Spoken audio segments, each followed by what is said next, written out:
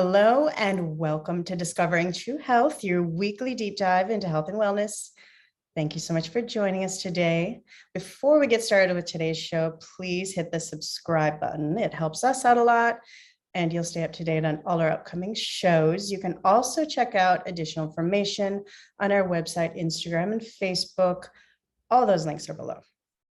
Now, what if we could live to be 100 years old with full health and vitality throughout our later years of life?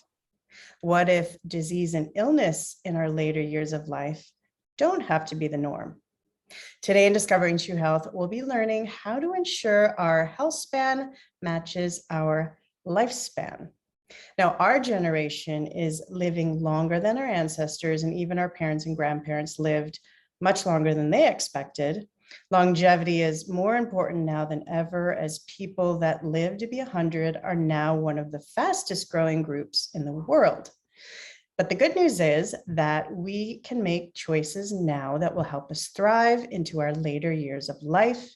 And today we'll be learning tools and habits we can all implement to help us thrive and live the highest and best quality of life possible. So joining me today is Eric Plasker. He is international best-selling author of the 100-Year Lifestyle series.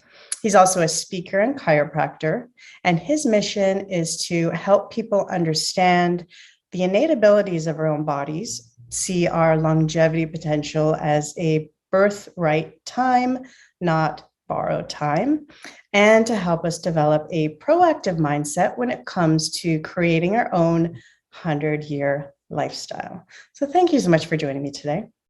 Thank you so much, Christy. Nice introduction. Well said. And we're going to cover a lot of great information for your audience. We're so excited to be here. Wonderful. Yes, I'm looking forward to this conversation. Now, in your work and in your books, you help people focus on the idea of longevity and really having our health span match our lifespan. So what was the catalyst in your life that started you on this journey and inspired you to do the work you're doing now? Great question. This very unexpected, shocking, surprising journey that I never in a million years ever thought that I would be on. When I first found out about becoming a chiropractor, or decided to become a chiropractor, I was literally 15 years old. I injured myself playing football.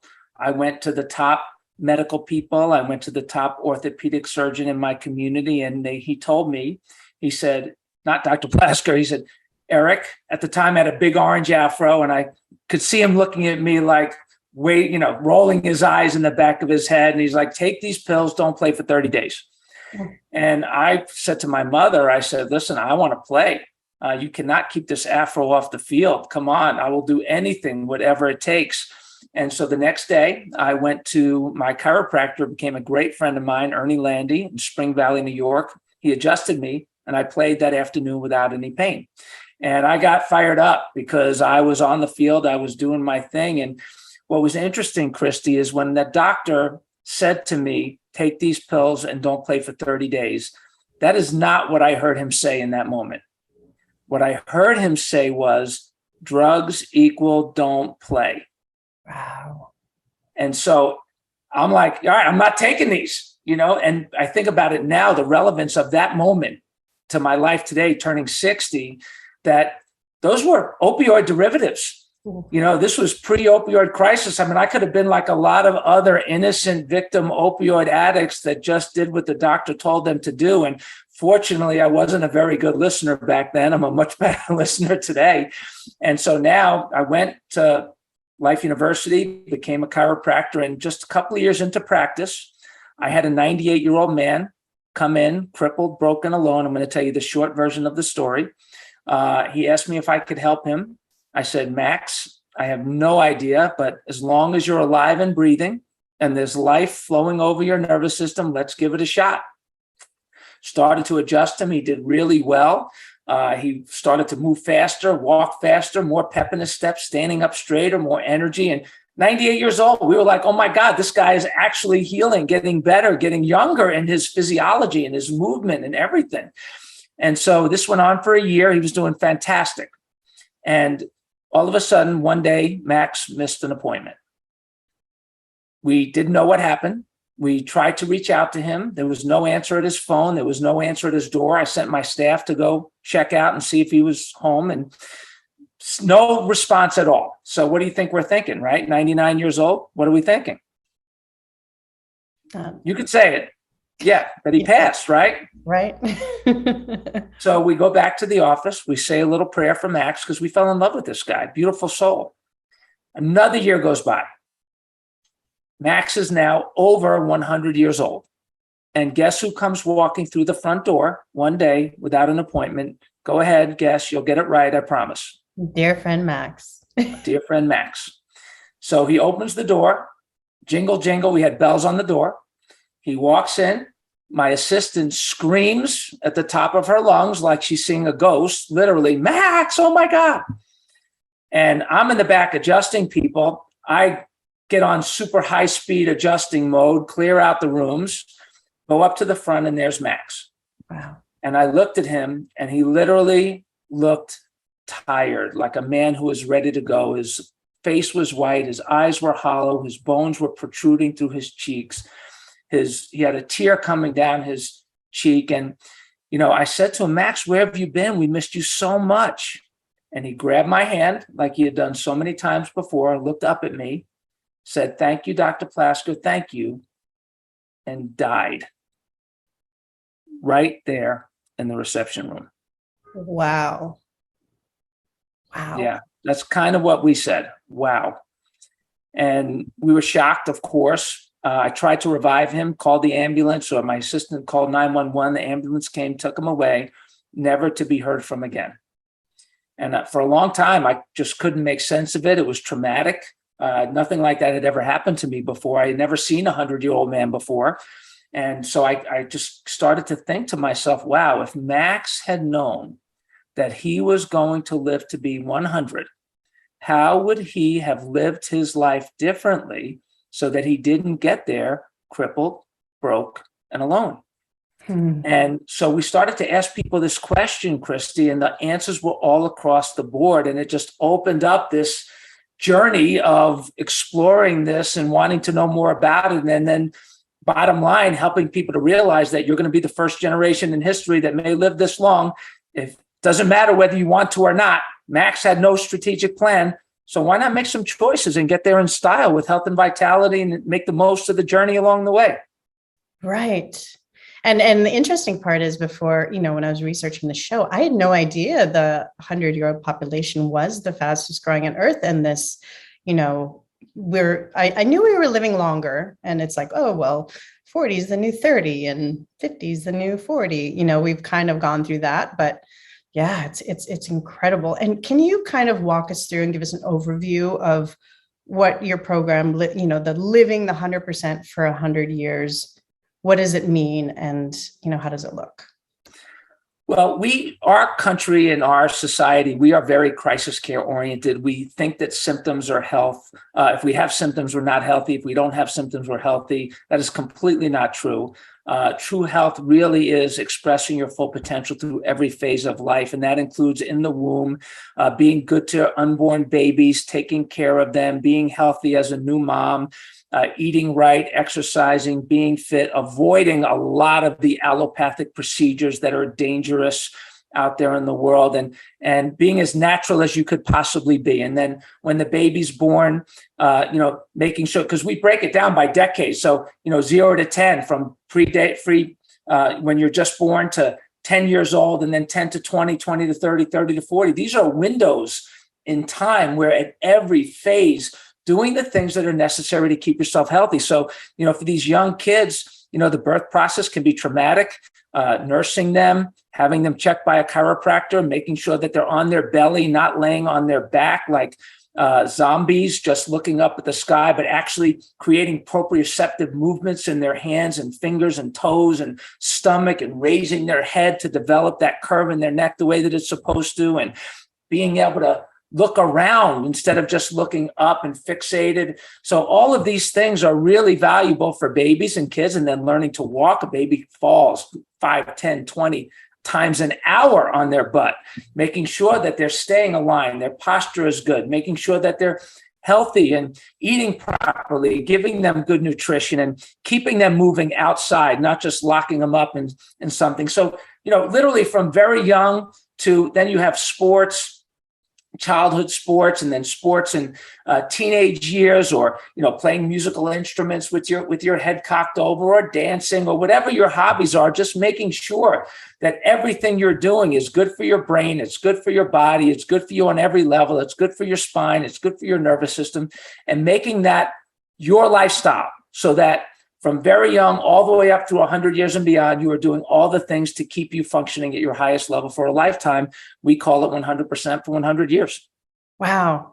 So it literally goes through kind of every phase of life and gives you tools and action steps to kind of align with, to be sure you are kind of keeping on that track. Absolutely. And, it's interesting. There's always things that come up. There are traumas that happen. There are exposures to toxins that affect you, that, your body gets stronger, maybe it gets injured, and then doing the things holistically to keep your body healthy, to optimize healing all along the way through every phase of life. And, at every area of life, every decade of life, and even closer together, especially when you're younger, these are windows that when the windows close, it's harder to get it back. So we want people to think this way. And, we tell people, learn to love the things that are good for you and make it your new lifestyle. And stop feeling like you're giving up things that are bad for you. And it's like, oh my God, I have to give up this thing that's so terrible for me. Right. These Halloween trick or treat, right?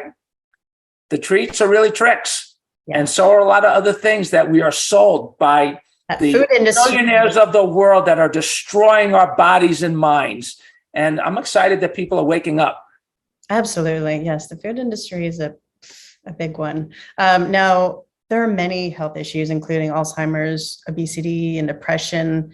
They're not only at an all-time high, but they're exponentially increasing. And these types of statistics really make us kind of question the healthcare system and how our society approaches healthcare. What's your take on what the issues are with our current healthcare system? And why are we at this current crisis point with our population and aging population? Great question. And so, first of all, I do not think, without question, completely true, that we do not have a healthcare system. We have a crisis care system. We have a disease care system. It's a system that causes disease and that treats disease. It causes disease and it treats disease.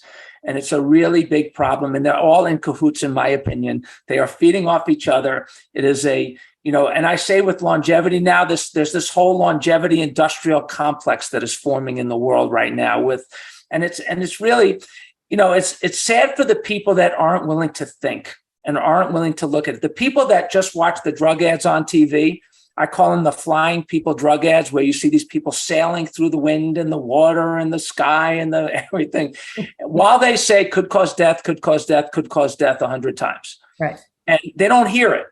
And, people need to start listening. They need to start waking up, because it is not an accident. I went to Iceland. This is an interesting story. My wife and I, a couple of years ago, we had a great trip. We went there. We went to Reykjavik, and we're touring around. And all of a sudden, I said to Lisa, I'm going to go for a walk. She's like, where are you going? I said, I'm going to look for a drugstore, pharmacy. She's like, why? You never go to pharmacies. I said, the reason why I'm going to go, I haven't seen one. That's why I need to go look for one. I want to see if there is one. And so I start walking all around, and I found one, and it was a tiny little store. And Iceland has much greater longevity. They don't have nursing homes and assisted living centers on every corner. In our community in East Cobb, Marietta, Georgia, there's an assisted living center. There's probably 7 of them within 2 miles of me. Wow. It's absurd. It's not like that in every other country. And who's in charge of that system? It's the allopathic world. It's the drug companies. It's pharma. It's the medical people. And I'm not saying that like doctors, medical doctors, I'm not mad at them. I don't think most of them are bad people, but they're really smart about a lot of the wrong things when it comes to long-term thinking. We always say, make choices in our life-changing principles that we talk about all the time. One of them is make choices with your long-term well-being in mind. And if we can get over this quick fix mentality, which is not healthcare, by the way, Healing takes time. It's a process. It takes time. If you're sick, it takes time. For people that have Alzheimer's, it's 10, 20, 30, 40, 50 years of brain decay that is causing people to be like this. It's polypharmacy causing people to be like this. It's bad food, chemicals, toxin that destroy synapses. It's things that we're told are healthy to eat, like margarine and, just things, non-food foods that have no nutritional value. And so I love that people are waking up. A lot of it's because of people like you that are doing your part in the world, attracting your audiences and waking people up. And so, the one thing that I would say, circling back to not being a healthcare system, being a disease care system, is that people need to live differently. They need to start living differently, trusting their body's innate intelligence. Yes, we were designed to be healthy, and then nurturing that all along the way, which is really what the 100-Year Lifestyle is all about.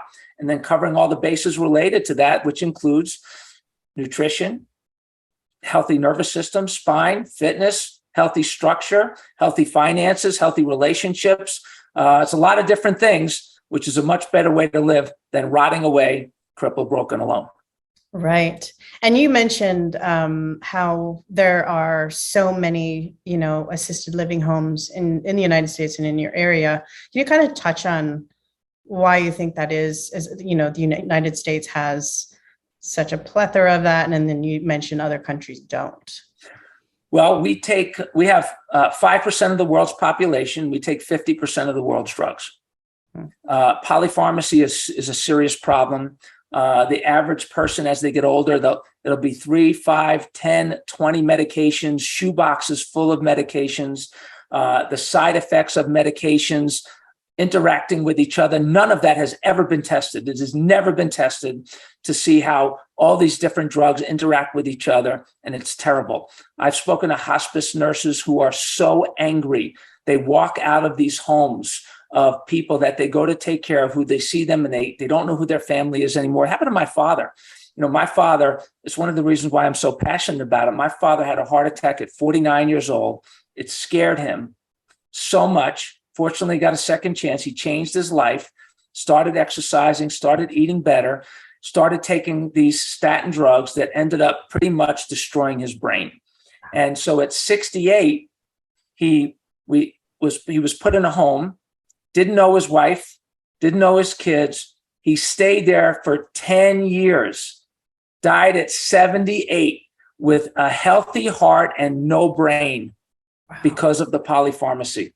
And it's terrible. And so when you look at the drug interactions, it's a big part of it. And there's also the nutritional part of it, people not eating food, eating processed foods, eating everything bad for you, things that are not grown outside. There's so much chemicals in the food, the glyphosate, that none of it is truly tested in a way that we could ever really know it's ubiquitous, which is a big part of this problem. And so, I saw my father suffer like that. And it's not happening in other countries like it's happening here. And what I think a lot of our generation is realizing, because people are living longer, Christy, we've talked about that already, but they are not living better.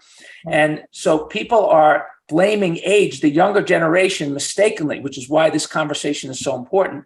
The younger generations, they're blaming these problems on age, and it is not age's fault.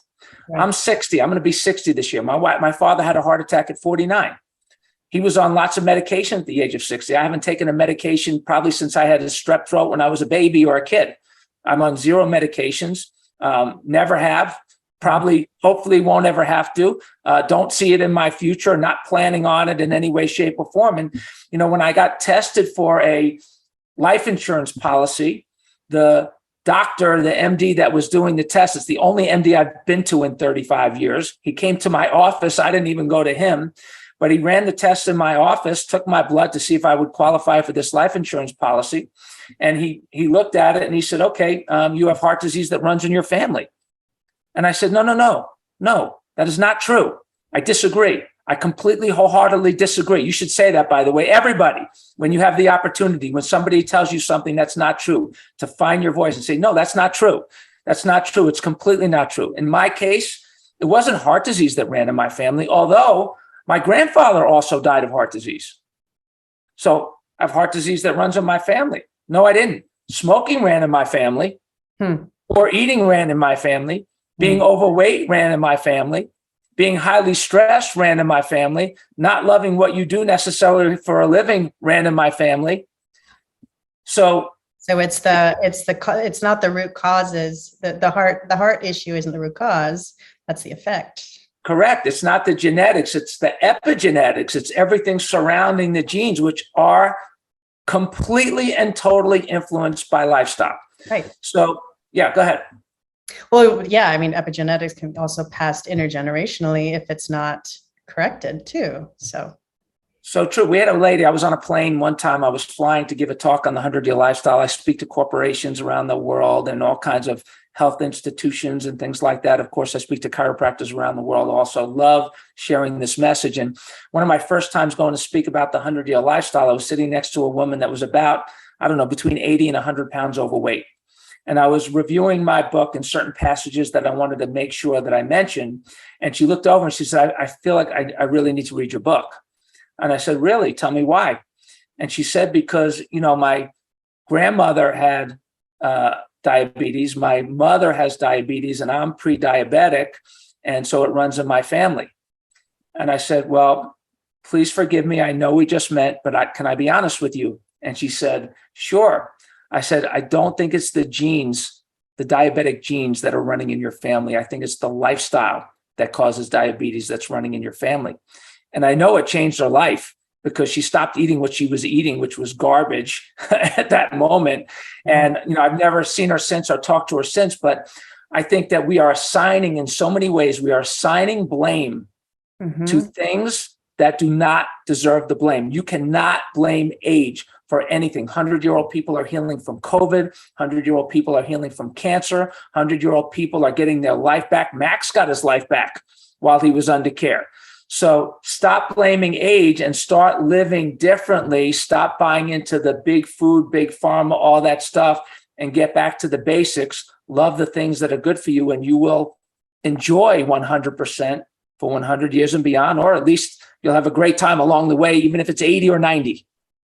Absolutely. And now you talk about longevity and the crisis of longevity. Should this, and how young people are kind of blaming, poor health in later years on age. So should we be concerned about what you call the crisis of longevity? Well, the longevity, I'm going to reframe that just a little bit. So when I say there's a longevity crisis, it's not because of the aging. It's because this is a generation. And this is a profound statement. I'm going to choose my words very carefully. Everybody's got to hear this almost verbatim.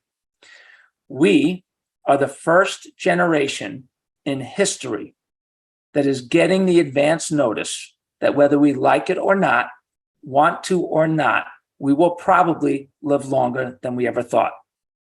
You mentioned it in your intro. The allopathic world, they call it borrowed time. The people that are 70, 80, waiting around to die because they didn't think they were going to live this long, they say, hey, I'm living on borrowed time. But it's really birthright time. Right. What this time shows our generation, the younger generations, is that whether we like it or not, whether we have a strategic plan or not, our life expectancy potential, because of our innate ability to adapt, our body's inherent innate ability to adapt, the innate intelligence that we have that adapts to the insanity of the world and the crazy choices that so many people make, that it is birthright time. It is not borrowed time. Right. So if we look at it differently for our generation, it doesn't become a crisis. It becomes the single greatest opportunity in the history of humanity to stop locking wisdom in a drug-addicted box, rotting away, and turning that wisdom loose on the world, not telling them you're too old, you got to retire, go right off into the sunset. But what do you have to say? What have you learned? What's true? What's real? How do you apply your skills? How do you apply your wisdom to make a difference? And we're seeing that, listen, we have sports team owners in their 80s that are having more fun than ever. We see actors and actresses in their 80s and 90s taking on roles, working, making a difference. We see politicians, many of them that should have retired a long time ago, no doubt about that, because they're in it too long. But they're working, and people are working, and they're healthy because meaningful work, being active, being engaged, whether it's philanthropic, if you have the resources, or whether you are choosing to apply skills for entrepreneurship or different roles that you can have out in the world. This is the time where I think for you and I, where we're not thinking of, 65, that's an arbitrary number to retire. Somebody just made it up one day. Let's choose 65. People will live to 70. They'll retire for 2 or 3 or 5 years, and then they'll die. Right. But people didn't die. They adapted and they started living. So we have to think on every level of the opportunity that longevity brings, which is a super exciting thing if you wrap your head around the 100-year lifestyle. Right. And that's such an important point because, our culture, especially in the US, with older age, that's how we think of it. It's like, oh, okay, after 60, you're kind of just old and useless, more or less. But that's not, when you're at that age, you've had all these life experiences, you have all this knowledge and wisdom. Many other cultures, they hold their elderly up quite high in their societies. It's very different. Yeah, so true. We have an article on 100yearlifestyle.com, which is where we are building out this system every day more and more and more. So I hope everybody goes there to learn. There's a great article under the finance area, for example. It's called Health, Wealth, and Living to 100. And it talks about how in other countries, people in their 80s or 90s, business people and people that are engaged, and they're looking to literally use their wisdom to influence positive changes in the world and to be productive in the world. And, it's super exciting for us to be able to adopt this culture as the first generation in history and trusting our innate intelligence, that birthright time, not borrowed time, because I think one thing that has to happen along the way, Christy, is people have to really have the awareness that we are being sold so many things that are just bad. They're just downright bad. They're unhealthy. They're destructive. In some cases, they're killing people and they're causing a destruction of our children. We're creating more neurological damage, maybe that at any other time. And I say this with compassion and sensitivity and caring, because we see these people in our practices, a lot of these people that, there's a lot of money in creating and caring for a neurologically damaged generation. And we're seeing too much of that. And, fortunately for me, being in my world and the education that I had a long time ago through my school, my chiropractic experience, and the political things that were going on at the times that I were in school that woke me up. That was, I was in school from 1982 to 1985. And in 1986, the act was passed that removed liability from the drug companies so they could do basically whatever they want with vaccines. Nobody would ever check them. Nobody would ever hold them accountable. They increased the schedule from like 6 shots to 72 shots in 6 years, first 6 years of life. They sold it with no looking over their shoulder, no reason to look back. And the autism rate skyrocketed. So did all kinds of other chronic disease skyrocketed.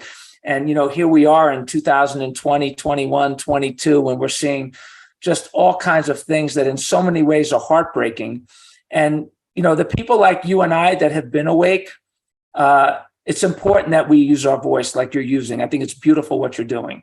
And there's another generation that is really waking up. And there's the people that used to be mad at us and think we were crazy that are saying, you know what, you were right. I shouldn't have been mad at you. What can I do now? Because now I've been injured, or my family's been injured, or my friends have been injured, or somebody died, or somebody lost their job, or somebody this, that, or the other thing. And so it's really, the world is in so much change right now. And a lot of it is bad, but a lot of it is really good because so many more people are aware and waking up. And that's how you live a much better, healthier, long life.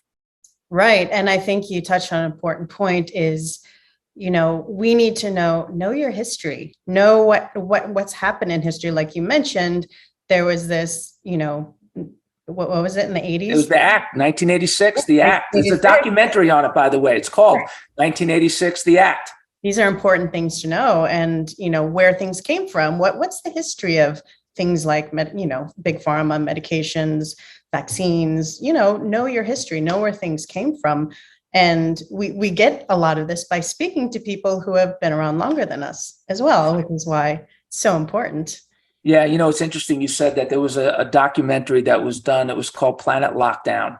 And there was a woman on that really struck me. She said something that just pierced my heart because she was right on. She was a Holocaust survivor. And she was founded, it was a foundation. I can't think of the foundation off the top of my head. But she said, there is a plan on some level to eliminate a generation that remembers history. Yes.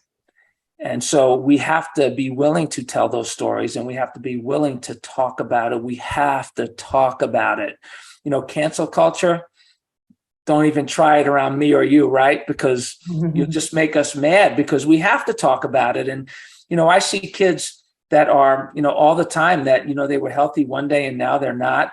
Now they're afraid of their shadow. They're afraid to play in the dirt. They're afraid to be with their friends. They're afraid to hug their parents. They're afraid to be with their teachers. They're afraid. And it's really terrible that we have this. And, I'm kind of a geeky guy when it comes to kids. I'm a big kid at heart, and I'll walk up to all those kids. If I see them wearing a facial covering of any kind, I'll say, "Hey, you have teeth? You have teeth?" And they'll be like, they'll shake their head, yes. And then I'll say, "Let me see. I don't believe you. Let me see."